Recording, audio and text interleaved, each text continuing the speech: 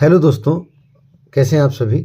जैसा कि आपको पता है कि हमारी सीरीज चल रही है जिसमें हम यूपीपीएससी मेंस पेपर 4 के एथिक्स से रिलेटेड क्वेश्चंस कर रहे हैं और बहुत ही महत्वपूर्ण जो क्वेश्चंस हैं जिनके आने की प्रबल संभावना है या उनसे मिलते जुलते प्रश्न आने की संभावना है, उनके क्वेश्चंस की हम ड्राफ्टिंग यहाँ कर रहे हैं कि किस तरह हमें दिए गए शब्दों में अपने आंसर को पूरा करते हुए कंप्लीट करना है। तो आज हम लेके आए हैं, जैसा कि आप देख रहे हैं, पेपर 4 का है ये आपका एथिक्स का, और इसमें हम आज पढ़ने वाले हैं केस स्टडी। तो पहली केस स्टडी आज हम पढ़ेंगे। ये भी आपका 12 मार्क्स का या 8 मार्क्स का आ सकता है, पर 90% तो ये आपके 12 मार्क्स में ही आएगा। तो पहला प्रश्न है, आपको केस स्टडी को 1-2 बार बड़े ध्यान से सुनना है और आपके क्या उसके लिए संभावित विकल्प हो सकते हैं उत्तर के लिए, वो आपको देना है। इसमें आपकी कैंडिडेट की अलग अलग जो मेंटल एबिलिटी है उसके अकॉर्डिंग आंसर कुछ अलग भी हो सकता है, लेकिन यहाँ एक आपको कहते हैं मॉडल आंसर देने की कोशिश की गई है जिसे आप अपने उत्तर में यूज कर सकते हैं। तो पढ़ेंगे। केस स्टडी है क्या कि राजीव एक आदर्शवादी है। उसका विश्वास है कि मानवता की सेवा ईश्वर की सेवा है।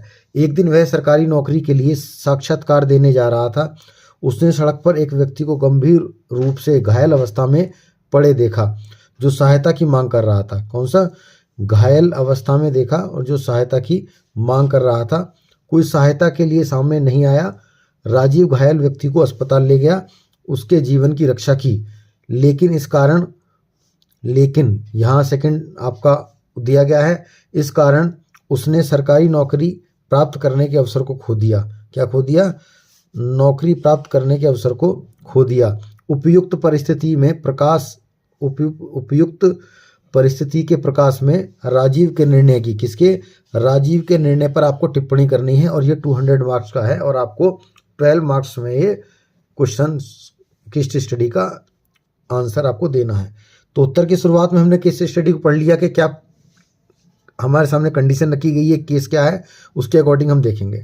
तो पहली लाइन हम शुरुआत कर सकते हैं कि सभी धर्मों में मानव सेवा को उच्च बताया गया है।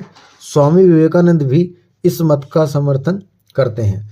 राजीव का निर्णय है एक आदर्शवादी दृष्टिकोण से प्रेरित था जो मानवीय मूल्यों और मानवता की सेवा पर आधारित था। उसका विश्वास था कि मानवता की सेवा ही ईश्वर की सेवा है। उसे सड़क पर घायल व्यक्ति की मदद करने के लिए प्रेरित करता है, जबकि सरकारी नौकरी का अवसर उसके सामने था। तो इसमें आप देखेंगे हमने इंट्रोडक्शन किस प्रकार दिया है इसके स्टडी का। अब बात करेंगे कि राजीव के निर्णय के सकारात्मक पहलू क्या हैं। तो पहला है मानवता और नैतिक जिम्मेदारी। राजीव ने अपनी प्राथमिकता क्या थी? समाज और मानवता को दी, जो किसी भी व्यक्ति के लिए एक महत्वपूर्ण नैतिक सिद्धांत है। उसने अपने व्यक्तिगत लाभ की बजाय जीवन की रक्षा को प्राथमिकता दी। ये बहुत इंपॉर्टेंट है आपका। किसे दी प्राथमिकता दी? जीवन की रक्षा को प्राथमिकता दी। अब बात करेंगे, सेकंड पॉइंट है आपका सकारात्मक पहलू में सहानुभूति और दयालुता। राजीव का निर्णय यह दिखाता है कि वह अपनी सहानुभूति और दयालुता को कार्य में रूपांतरित करता है, जो एक आदर्श नागरिक के गुण हैं। अब देखिए, अब किसी भी चीज़ के हमें 2 पॉइंट लेने हैं, पॉजिटिव और नेगेटिव। तो इसका नेगेटिव पहलू क्या हो सकता है? नकारात्मक पहलू, व्यावसायिक अवसर का नुकसान। सरकारी नौकरी एक स्थिर और सम्मानजनक करियर हो सकता था जो राजीव के भविष्य के लिए महत्वपूर्ण था। इससे उसका पेशेवर जीवन प्रभावित हो सकता है। अब सेकंड क्या है भाई? अन्य विकल्प हम क्या यूज कर सकते थे इसके अकॉर्डिंग कि राजीव को अपने आदर्शवाद और प्राथमिकताओं के बीच संतुलन बनाने की आवश्यकता थी। किसके बीच में? आदर्शवाद और प्राथमिकताओं के बीच संतुलन बनाने की आवश्यकता थी, ताकि वह समाज सेवा के साथ साथ अपने करियर के अवसर को नुकसान न पहुंचाए। किसे? करियर के अवसर को नुकसान न पहुंचाए। जैसे एम्बुलेंस को तत्काल बुलाकर घायल व्यक्ति की मदद करता और खुद क्या करता भाई? एम्बुलेंस को बुलाकर घायल व्यक्ति की मदद करता और खुद साक्षात्कार के लिए चला जाता, जिससे वह सेवा करते हुए भी अपने करियर को सुरक्षित बना सकता था।